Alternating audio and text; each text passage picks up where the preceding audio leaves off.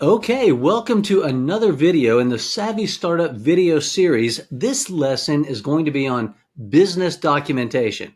Now, I can tell you are thrilled with excitement right now thinking about documentation for your business, but you know what?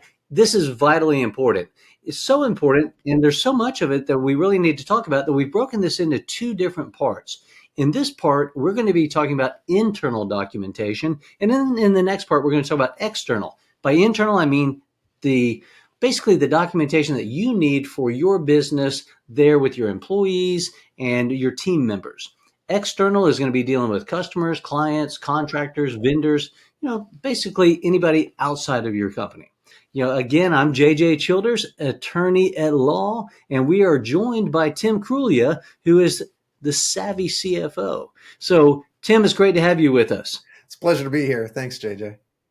Yeah, so we're going to basically be talking about this business documentation, and I'm going to speak obviously as an attorney from a legal standpoint, but I want you to chime in whenever you see an opportunity or see something that you think people need to know about when it comes to the financial aspect of things from a documentation standpoint. Because so many times I'll work with other financial advisors or accountants or people that are basically dealing with their clients, and they'll contact me and say, hey, do you have the documentation on this? So you may want to share some of your experiences with that. So that'd be great. Let's go ahead and get started by talking about a quick overview of where we're going here in this particular video.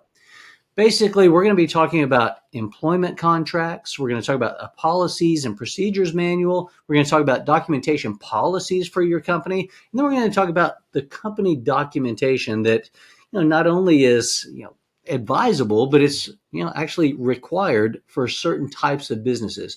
If you're not sure as far as how much maintenance is involved, you may recall that I had a separate lesson on choosing your business structure, and I talked about the different types of maintenance required with various business structures. So you may want to go revisit that one as well.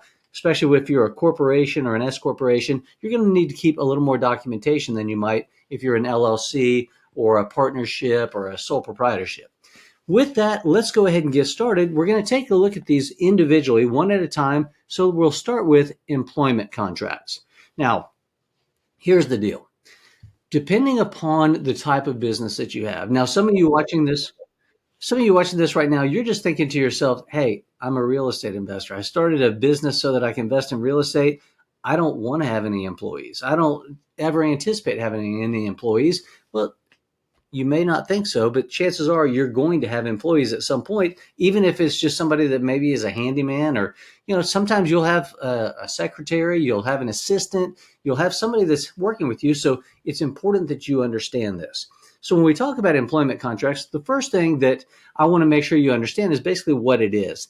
This is the governing document that outlines the scope of your employment.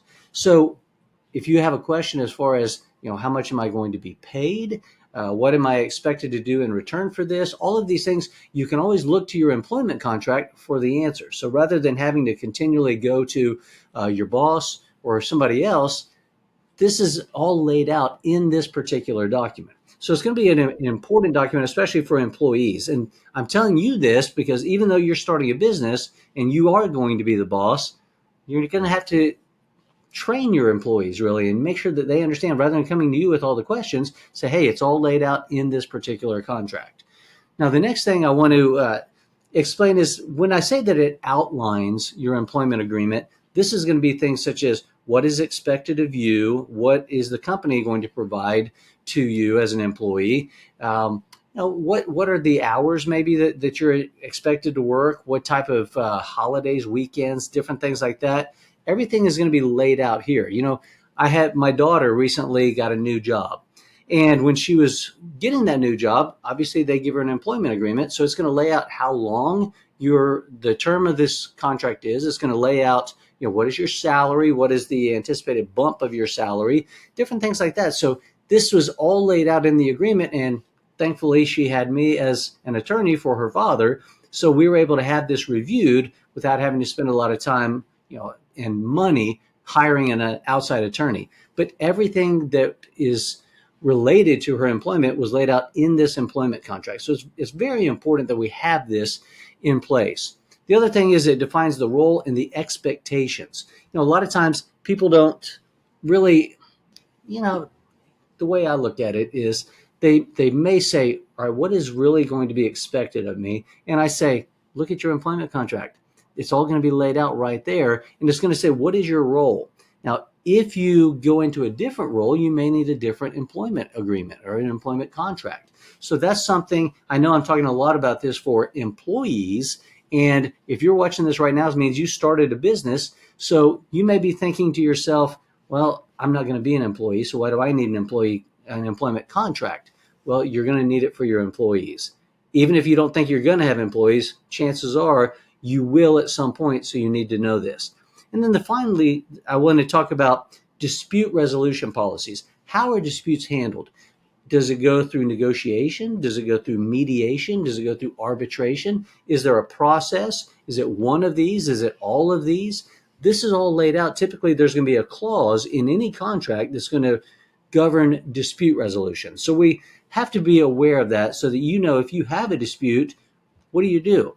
So many times in today's society, things are so litigious. And by litigious, I just mean people are just anxious to sue for almost anything.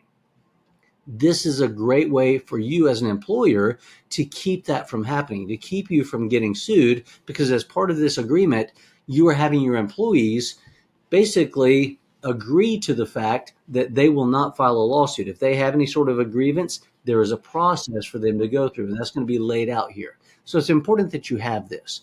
Now, other documented items that are in there may be, the choice of venue in the event that it does get to the lawsuit.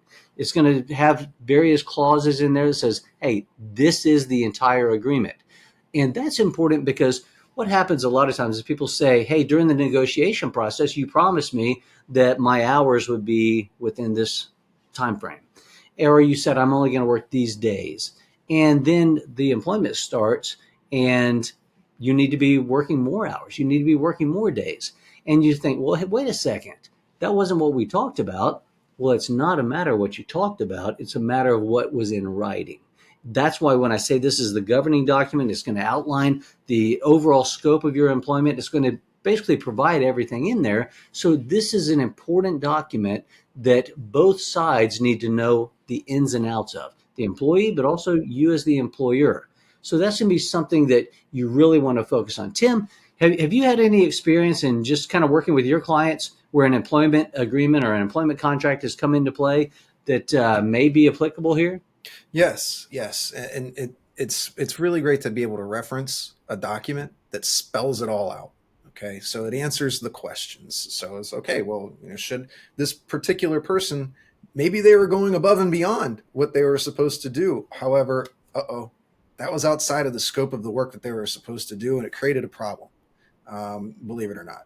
So going back to the employment contract, you can see exactly what it is that person was really supposed to do, and they kind of need to learn. Okay, I need to stay in my lane, and that generally, I think in that instance, it kind of fixed the issues that group was having. But I had another question too. Like there are Yeah. several companies that maybe the owner is the only employee. Should a situation where the owner is the only employee and they W-2 themselves, they make themselves an employee. Let's say they have an LLC and they want to have do their taxes as a sub S corporation. Should there be an employment contract for that scenario for that employee who is actually the owner of the business? That's a good question. Typically, I would say no. And the reason I say no is because the primary function of this particular contract is going to be how do we somewhat resolve disputes. So when something comes up as far as pay, as far as anything related to that employment, this is going to be the source to find that. If it's just you, hopefully you're not disagreeing with yourself, but as business owners, we know that actually that happens all too often. That sometimes you may change your mind about something, but the great thing about it is you're probably not going to sue yourself. So there's no point. There's no point in doing that. And so the next question that I have is, Very small businesses don't have any employees, and they hire independent contractors that are 1099 at the end of the year instead of getting a W-2 like a traditional part-time or full-time employee. Are there employment? Does the employment contract fit for a subcontractor, which is technically what a 1099 is, or is this only for the W-2s of the world? Actually, that's an excellent question. And I always say, number one, I always say, when in doubt, document. So it's best to have an agreement. Just like here with the employees, we really need to have some sort of a governing document with anybody that we're working with. And that's part of the external that I would kind of refer to with regard to the contractors and things like that. But it really, if sometimes you'll have people that are independent contractors that they work with you almost exclusively. Now, technically, we have the independent contractor rules and the test to see if you really are an independent contractor or if you're an employee. Yeah. And you may not want to get into having some sort of an agreement that basically controls them, because if you control them too much, they're not going to be treated as a contractor. They're going to be treated as an employee. So we've got to make sure that it's a fine line there, which makes that such a good question and something that people need to know about. I would have a different type of agreement, but I would still have some sort of agreement that outlines, hey, what are the expectations here? What did we agree upon? Was there a time frame that we agreed upon for this work to be performed? What was the work that was going to be performed? Where's the consideration? They're providing basically a service in exchange for a fee. What is that fee? All of that needs to be laid out in that type of agreement as well. And that could be just for your independent contractor agreement. You can't have too much control again, but you definitely want to make sure that you've got things outlined so that when a dispute arises, now you know how that dispute is going to be handled, or at least now we have a measuring stick as to you're complaining about something or you're unhappy about something. You knew going in, this was the scope of our relationship, and it needs to be outlined. Now, if you think about that, you kind of look at it and say, how detailed does this need to be? Well, you don't want to necessarily say, I'm going to have a 100-page document, but it needs to be thorough enough that it answers the bulk of the questions that may arise in the event of a dispute. Does that make sense, Tim? Perfect sense. Thank you.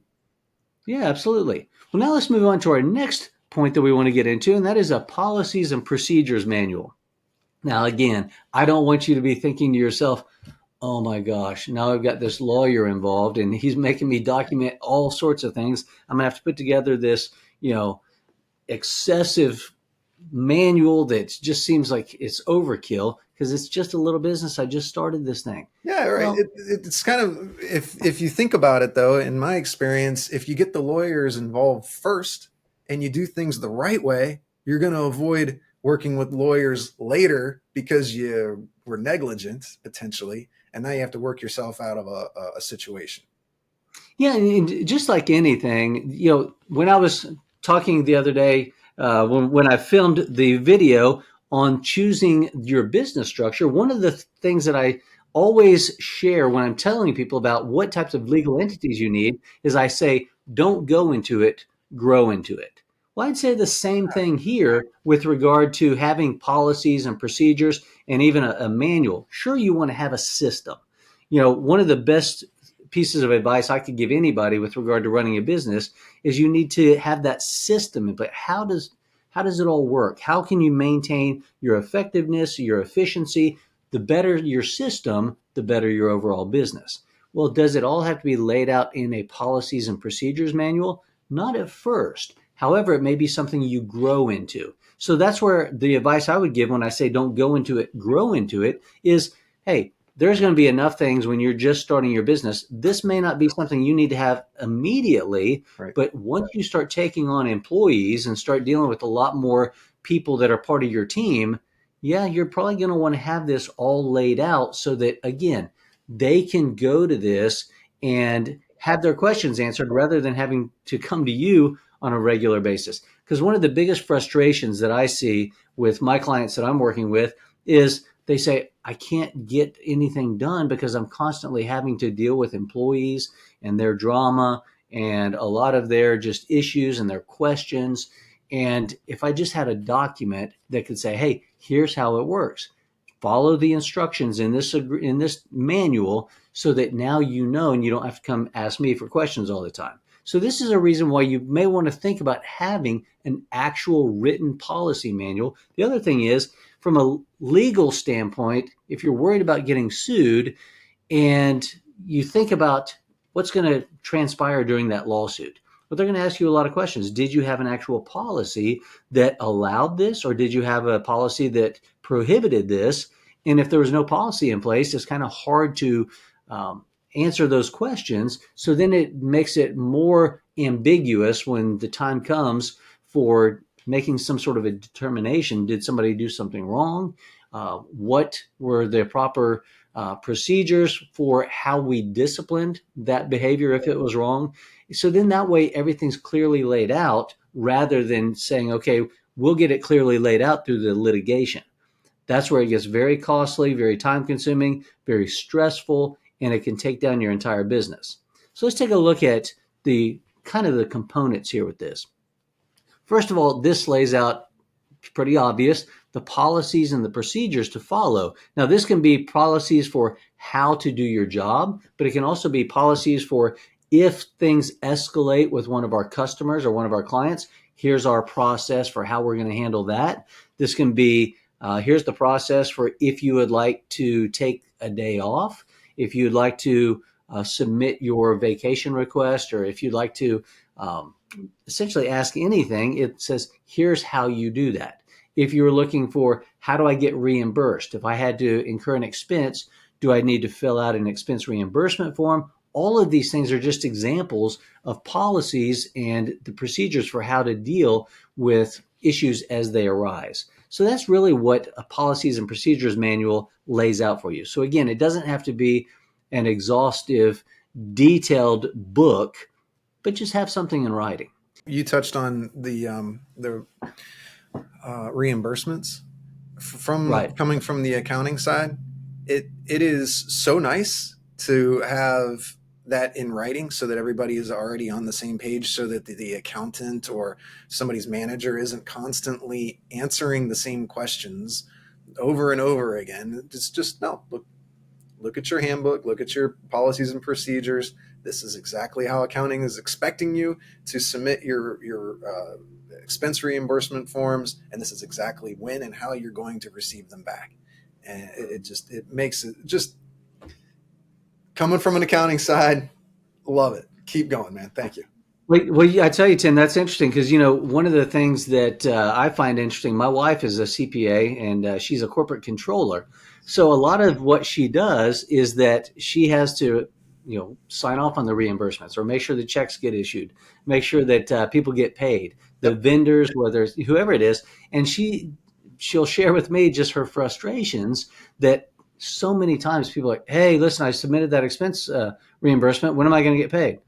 And you're going, well, I'm actually doing other things right now that will help this company as a whole, rather than my top concern being reimbursing you for the $10 you spent Right. at the convenience store when you were traveling. But sometimes money is one of the biggest sources of problems. I would say personally, in business, in anything else, and people have different views of how they deal with money.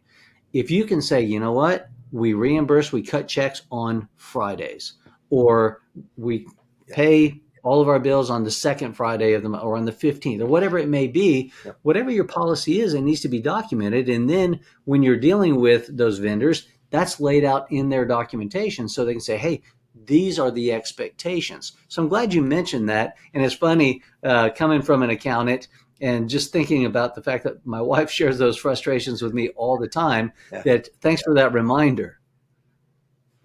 Well, I tell you, the next thing I wanted to talk about with regard to the employee handbook, this doesn't have to be, again, it doesn't have to be some thick manual handbook, like drawn out book. Just have something that kind of lays out just different things. Policies and procedures are going to be a little bit different from how employees handle things. So I wanted to make sure that we put that in there. Just, you may have a handbook that just says, hey, these answer, think about it almost as if you're saying, I'm putting together frequently asked questions. So what are the questions that you anticipate? And maybe in your experience, these are questions that you've gotten from your employees. Well, rather than having to answer it over and over and over again, you answer it one time. Now it's memorialized and documented in this employee handbook. So anytime that question comes up, here's how we deal with it. Now, obviously, there will be circumstances that fall outside of the general. Well, that's for specific instances. It's not going to be a general rule that somebody may say, hey, I had to do something that was out of the ordinary course of business. How is this handled? That's okay, but we don't want to have to answer the same questions over and over and over again. So it's kind of that old 80-20 rule, basically. Yes, that's a great way of putting it. Okay. Let's take a look at now at dispute resolution process. Now, whether this is internal, since we're talking about internal, I'm going to focus it on that because when we talk about external, we'll cover this in more detail with regard to dealing with people outside of our company. But we need to understand if you've got a problem with somebody at the company, how is that handled? First, does it go to your immediate supervisor? Does it go to the head of the company? Is there, in larger companies, you're going to have an HR department, human resources. So for a savvy startup, chances are you're not going to be having an HR person right from the get-go.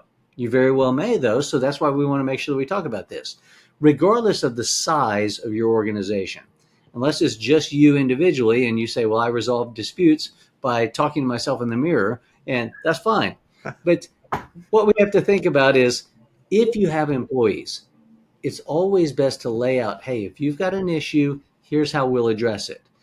So give them some sort of guidance as far as what that process looks like. And the other thing is, I mentioned this earlier, but we want to make sure that we don't have something in place that is going to give rise to potential lawsuits.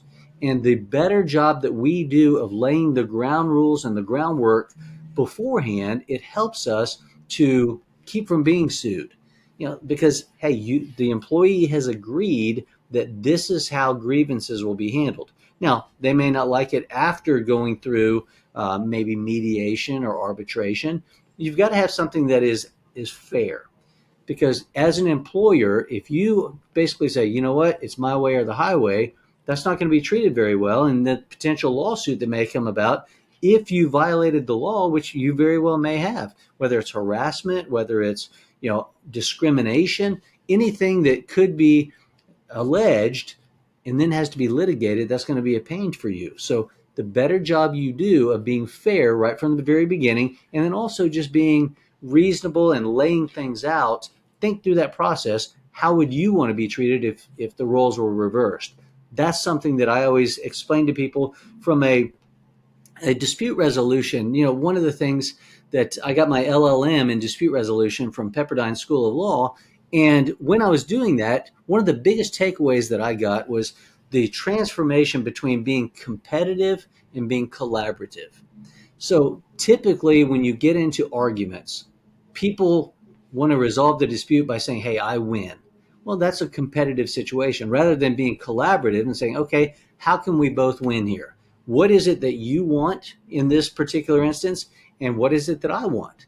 And let's see how we can kind of come up with a solution that can basically meet both of our needs as much as possible. Now, notice I said as much as possible because there are going to be circumstances where you're not going to be completely happy with everything, nor will your employee be completely happy with everything.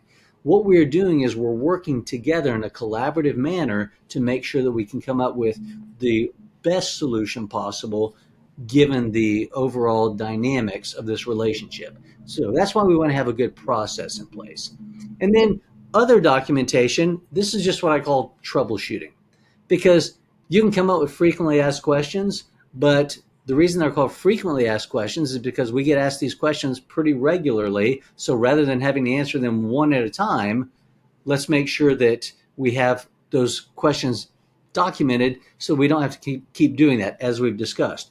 But there are going to be things that are outside the norm. That's where we've got to have something laid out for, what do you do when something does not fall within one of these categories laid out in your policies and procedures manual, laid out in your employee handbook, laid out in the other documentation we have. So we've got to have something that says, hey, if you encounter a situation that is outside of how things have been demonstrated that they need to be treated, here's the process for doing that. Bring it to me if I'm the owner of the company, or bring it to this person. So now you've given them some sort of guidance, so that they can determine, how do I handle this? Because that's going to be the biggest challenge you have a lot of times when you're dealing with employees, is that sure, you want them to think for themselves to a certain extent, but you don't want them to be making all of the decisions, because it's your company and they may make a decision that is completely contrary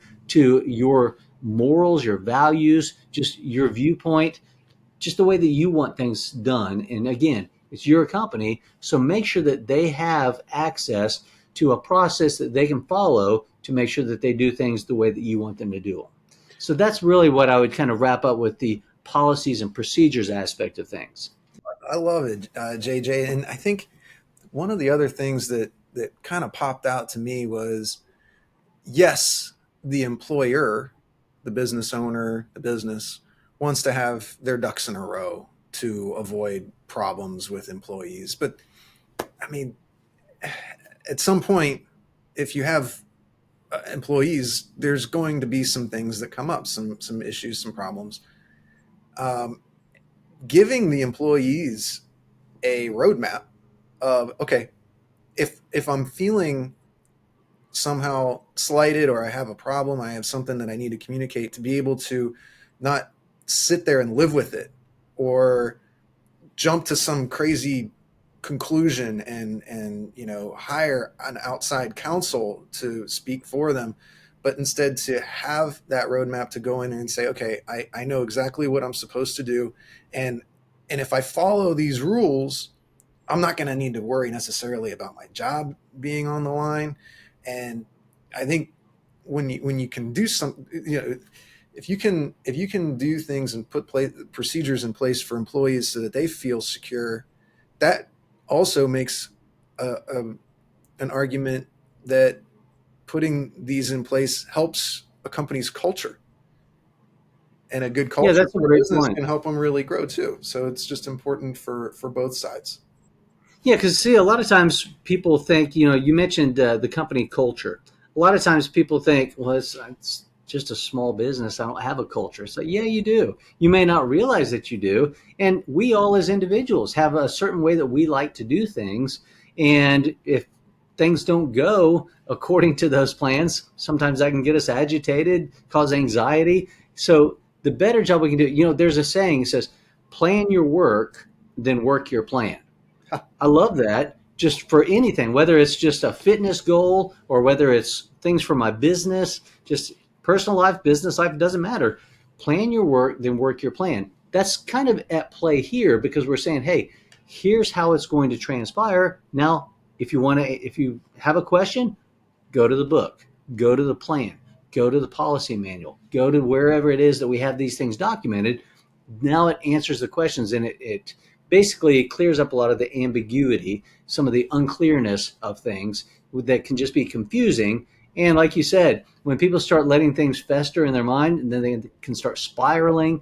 And so many times people are not upset about what actually happened. They're upset about the snowball effect that has happened since they started spiraling downwards, and just imagining all sorts of crazy circumstances. This is a way to nip that in the bud by having it clearly laid out. And now let's talk about a little bit about documentation policies, though, because the question comes up, for me at least, quite regularly, that people say, what do I need to document? How does it need to be documented? So let's take a look at that. And when we say what needs to be documented, now, for this, I'm switching gears a little bit from the standpoint of the policies, the procedures, the employment agreements, contracts, and just the employment situation.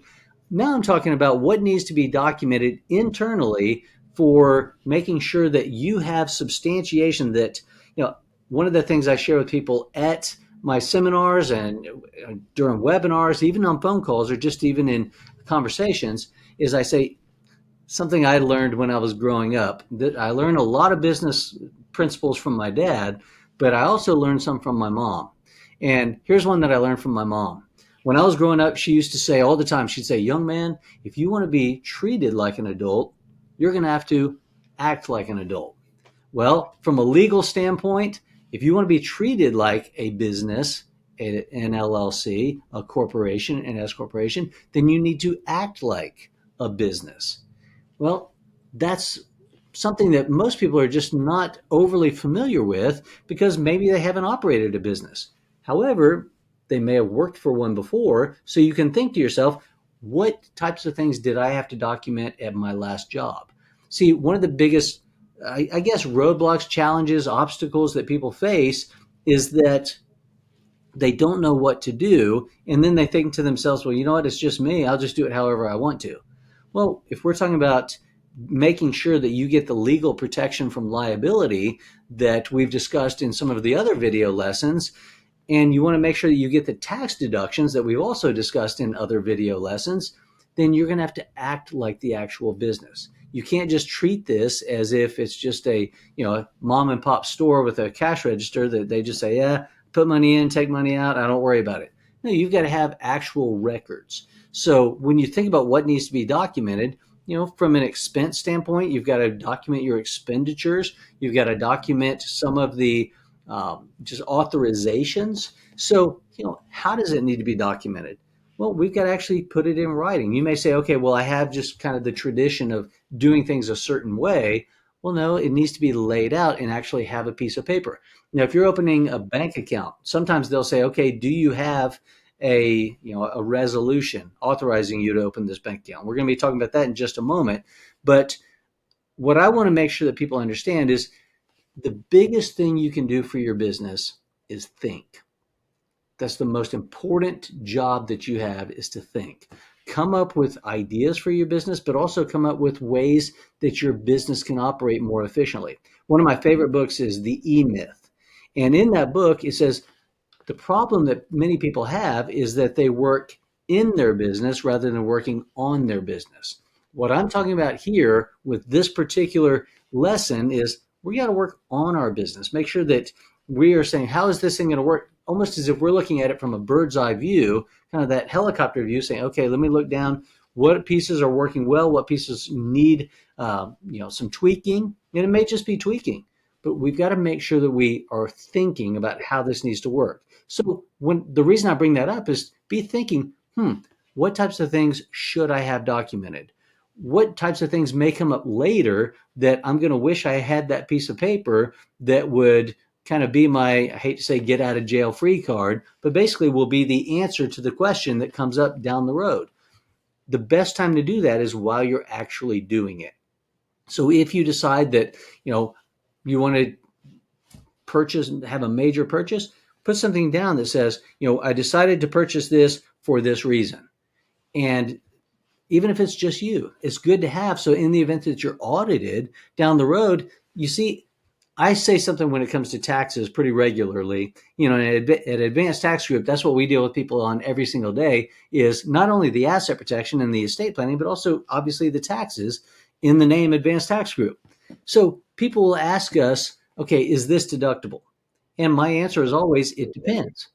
So we've got to determine, why did you incur this expense? If it was something that was ordinary and necessary for your business, then sure, it's deductible. But we've got to lay that out, demonstrate how it was ordinary and necessary. Because what happens is over time, memories fade, and it's hard to go back and look at a receipt and say, what is this? I don't even remember what this is for, why I purchased it. So make those documentation notes while you're actually doing it. Now, the next thing is from a communication standpoint.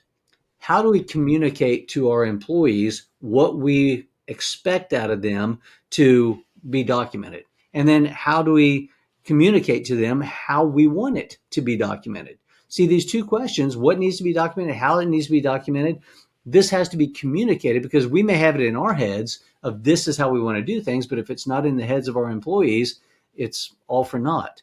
We've got to have in those policies and procedures manuals in the handbook, outline these things, let them know so that they can operate more efficiently, more effectively. Now, next thing is document retention. How long should we keep these documents? Typically when we're talking about from an IRS standpoint, the rule of thumb is 7 years. We need to keep our tax returns and keep the documentation for that for about 7 years. Now, it doesn't mean that you have to keep everything, or as soon as 7 years comes, you're going to just trash it all. You very well may. You may even want to in certain instances because you're saying, I don't want to have to keep up that much. It's a lot easier nowadays with the cloud. But from a document retention standpoint, it's not just, how long, but it's also how are we going to be doing this? Do we have this scanned in? Do we have this where it's just in the cloud? Do we have this, it's computerized? Or do we actually have a physical copy of these things in a filing cabinet? That's going to be somewhat preference, but it's best to have the actual document if you can, or at least make sure that it's clearly readable and understandable if you've scanned it in or something along those lines.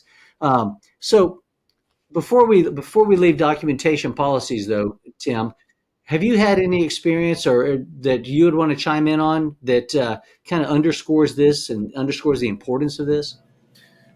Yeah, for us, it's documentation retention policies. Um, it it's one of those situations where if you have the documentation at hand easily, then it's easy to then refer back to it and make sure that you're answering the question efficiently and quickly, so that it's not just kind of a problem that's hanging out there. Um, you know, as a company, we changed from our the old policies of using paper and having them in filing in cabinets and so forth to using the cloud. And that's just one of those things where as a business owner, use technology as your friend. The more that you can adapt to the cloud and digital work life, that I think has been something that's really been useful for us. And I think, We, to wrap this up too, if you ever have a question and you come to a fork in the road and you don't know the answer, I think we learned the moral of the story, and that's just to ask, what would JJ's mom do? exactly. That's the way I made it to adulthood. Was basically just that. What would she want me to do? You know. So one thing that I was thinking about real quick here is the other reason that you want to document various things is that I said memories fade, but people fade away. And I hate to be morbid here, but I mean, Lord forbid something happened to one of your key employees or team members, maybe they die, or maybe they become incapacitated, or there's something terrible happens. You can't go to them anymore, or let's just say a little better that maybe they just found they moved or they retired or they moved on to a new a new position somewhere, and we don't have the opportunity to ask them. Well, if you have the documentation, you can always go back and visit that. So that's going to be vitally important. So now let's take a look at company documentation. And this is things such as you need to have meetings. Now, if you're a corporation, at an absolute minimum, you have to have 2 meetings a year. You have to have a meeting of your shareholders, and then you have to have a meeting of your board of directors. So by law, in order to maintain your corporate status, you've got to have these meetings. And if you're audited and you haven't had these meetings, then guess what? They're not going to treat you the way you want to be treated. And they're going to say, hey, this doesn't seem like this is actually a legitimate organization. You're just running this thing, just as an alter ego of yourself. So from a tax standpoint, that's definitely not good. But number two, from a liability protection standpoint, if you haven't been following these corporate formalities, then you may lose your corporate protection. And that's certainly not something we want to do. Well, how do you prove that you had a meeting? It's kind of hard, for somebody to disprove that you didn't have a meeting. Well, if there's no evidence to support it, then it's as if it never happened. So what is the evidence? Well, we've got to keep minutes of those meetings. And when we have the minutes, there are templates that you can find out there. This is not something that you necessarily need to stress over. And the thing is, it's not like somebody's going to be looking at these and say, okay, well, hold on, this, the way you worded this is just, that's not going to work. No, just make sure you have something that explains, here we met, we talked about this, and here's what we decided. That's another part of resolutions. Be it resolved that blank. this is what we determined. We will now begin offering insurance for our employees, or we will now begin authorizing the use of credit cards, company issued credit card, whatever it may be. We authorize, I mentioned earlier, opening a bank account. When you go open that bank account, a lot of times they're going to ask you for a copy of that resolution. And if you don't have that resolution, they may have one for you, but then you've got to make sure that it gets signed by the appropriate parties. So these are things that are very important, even though you think, hey, I don't need this to operate my business. Well, you need it to make sure that your business is treated like a business by the taxing authorities as well as the legal authorities and any lawyers, because if they're looking to sue you, they want to pierce through your corporate veil and say, you haven't been acting like a corporation. We're not going to treat you like a corporation. Or even if we're talking about an LLC or a partnership or anything else, you still got to keep these formalities.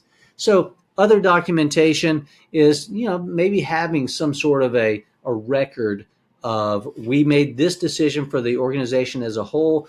Here's how it happened, and make sure that you've got some sort of document that you can rely on. Because again, if people that made the decisions are no longer there, they can't answer the questions for you. So documentation, that's what lawyers do on a regular basis. We're looking for, where is the document?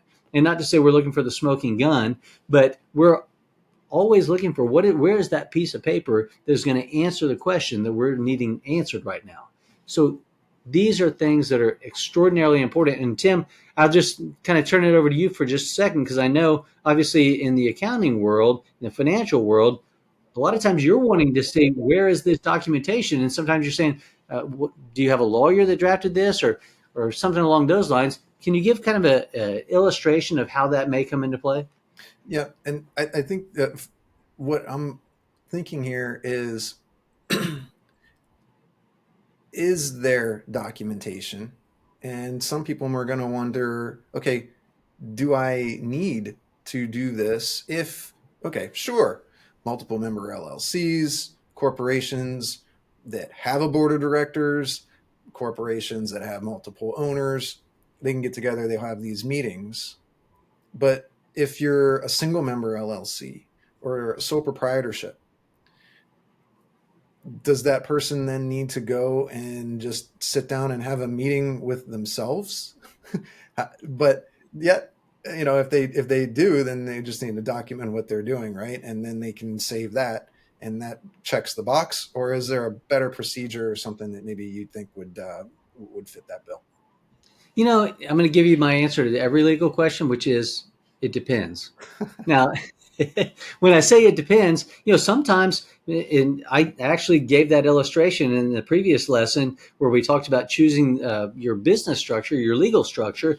And I talked about the fact that you may even just be one person, but you still have to have meetings, and sometimes the meetings are just documented rather than sitting in one chair, then moving to the other chair, then moving to the other chair. You're not necessarily doing that, but maybe you say, hey, it would make sense for us to hold a meeting, even if it's a meeting of myself, just where I sat down and thought through, here, how are we going to handle this? How are we going to handle this? How are we going to handle this? And then document it and just say, okay, at the meeting, here's what happened. You're doing it for different purposes. A lot of times we're having meetings because we want to make sure that everybody has an opportunity for their voice to be heard.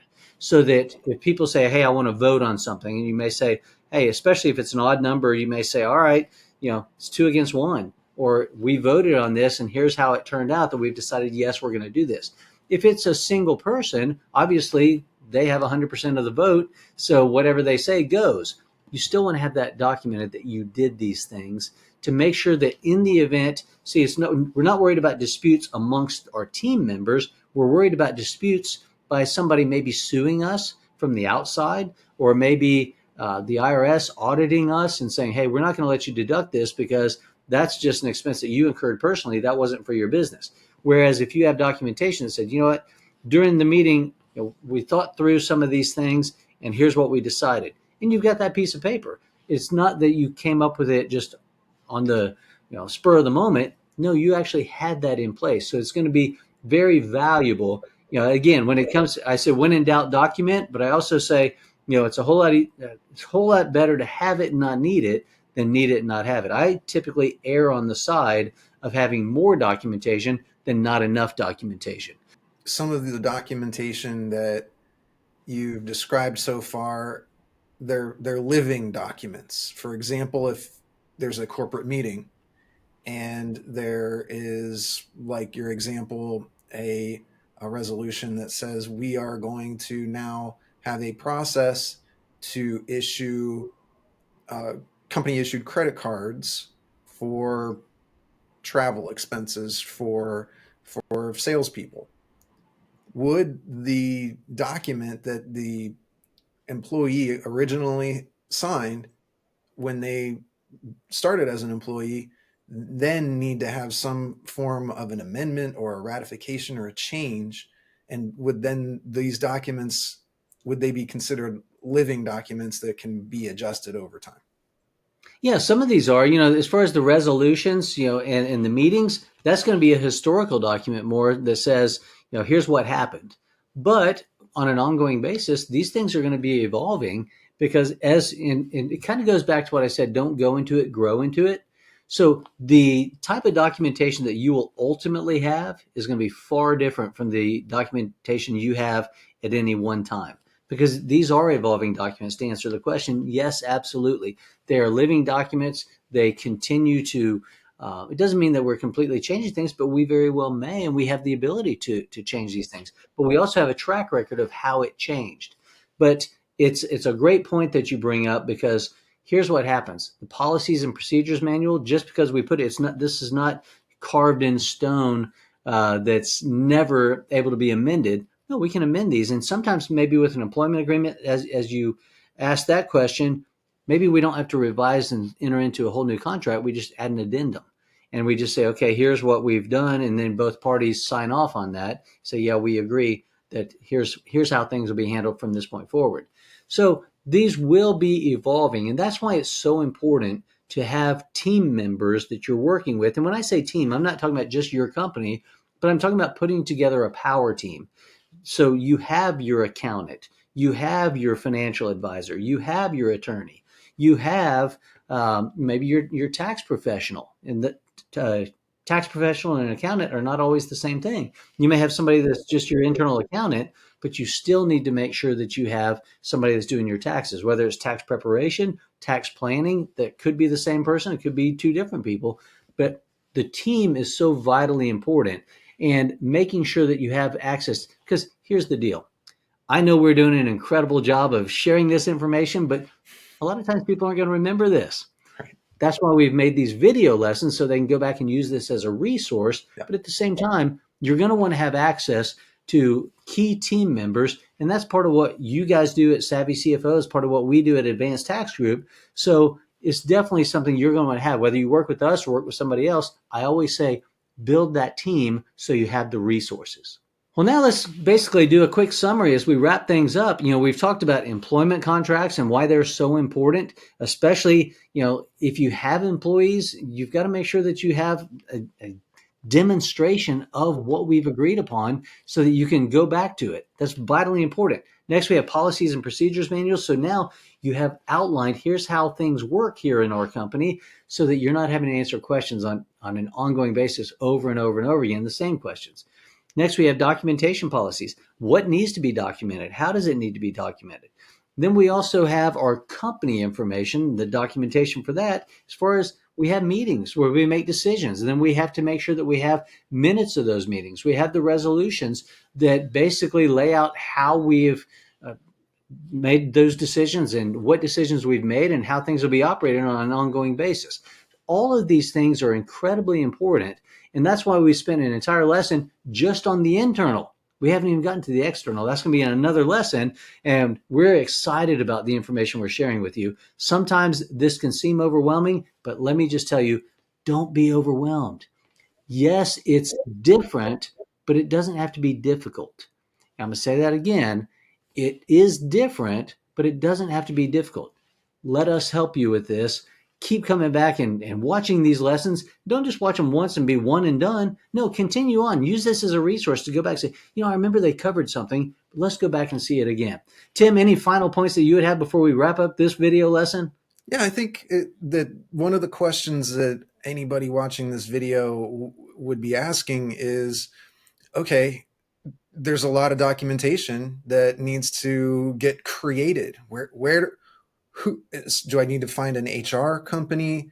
Will my payroll company that maybe has some of these functions be able to create some of these documents? Can I go online and find them? Do I speak with an attorney who can cater and customize it for me? Well, where should our viewers go so that they can efficiently get some of these policies and documentation in place for their business? Well, again, I'm gonna answer that question with the way I answer every legal question is It it depends. depends. So, and when I say it depends, what does it depend upon? Well, sometimes it's the size of your organization. Sometimes it's the the complexity of your organization and just the makeup of it, what it is that you do. For certain instances, I think you could even do some of this on your own. And when I say on your own, the internet is great, but it's also horrible from the standpoint of, Yeah. there's so much information out there. It makes it difficult to discern what is the good information and distinguish that from the bad information. That's why working with somebody that has the experience in this can be invaluable. Now, does it mean you have to hire a full-time attorney as your general counsel? Well, you may get to that point, but that's not going to be where you start. Again, don't go into it, grow into it. Now, what we take a look at is you can have books that you get. We try to provide resources. We provide training videos for our clients on a regular basis as well. But this is some of this information, depending upon how much money we're talking about. Depending upon that's what I mean. Sometimes with the complexity, are these intricate relationships, or do we have a lot of people we're working with? What are the consequences of if something goes wrong? Well, the larger the potential consequences, the larger the focus needs to be in our organization of maybe saying, hey, we do need to go hire an attorney to help us with this. A lot of things, if you're just getting started out, just have something in place. It doesn't have to be what will ultimately be your policies and procedures. Just get something to start with. And there's a lot of good resources online. The Small Business Administration puts a lot of good things out there. The IRS even has some really good documentation and resources that you can utilize. So I would just say educate yourself. And that's why people are watching these videos right now, is to educate themselves. Don't stop just with the videos. Continue on. We offer a lot more information, a lot more services, and it's something we'd love to work with you as far as that through Advanced Tax Group. I'm sure Savvy CFO, same way. So long story short, I would just say educate yourself. That's what I always tell people, is make sure you've at least looked into some of these things. And that's part of my job, is to get these to the forefront so that now they're in your mind and you're thinking about these. This has been a fantastic video, and thank you so much for sharing all of the little nuggets of gold. I imagine that the viewers are going to be able to run with this and really help their businesses. So I think thank you, JJ. This is really great. Hey, well, thank you. And thanks so much for being a part of this video. And for those of you watching right now, hopefully you've gotten some great pearls of wisdom through this one. But be sure to, as I mentioned, come back and watch these again, and definitely take some time to watch the next video in our video series to learn even more about business documentation, where we get into part 2, external documentation. I look forward to seeing you in that video.